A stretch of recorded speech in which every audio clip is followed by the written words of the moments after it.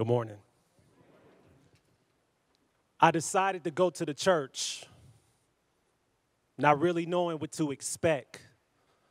Due to my baggy clothes, sagging jeans, and a medallion hanging from my neck, I vowed and made up my mind at 16 never to step foot back into a church.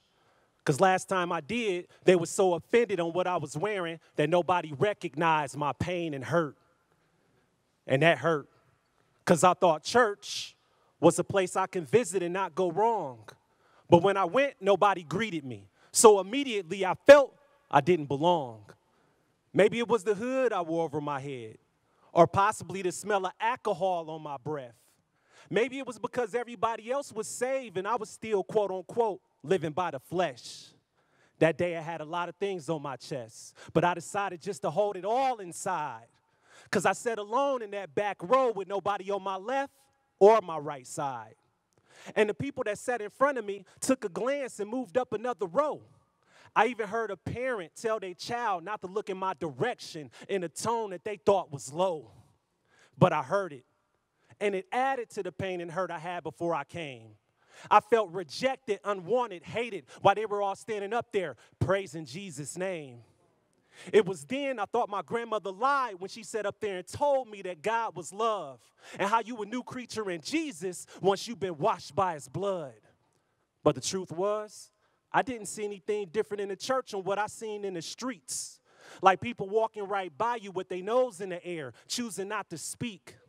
Probably because they felt they had fancier clothes, a nicer car, or a bigger house. So for 15 years, I stayed away from the church thinking that's what church was all about. But when I went to Spirit Life, I was introduced to Jesus Christ. A member of the church handed me a bulletin when I was pumping my gas the previous night. And when I heard that Spirit Life was a church for every generation and every nation, I was compelled to come and visit to see if that was indeed a genuine statement. And I could testify today.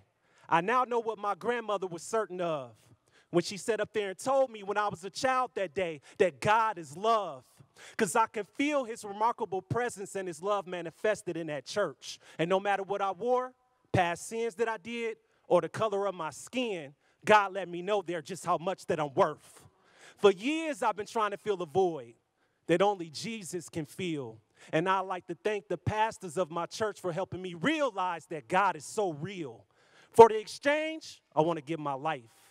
Be obedient and submissive to Jesus Christ. And have God use me as he pleases by presenting my body as a living sacrifice. Thank you.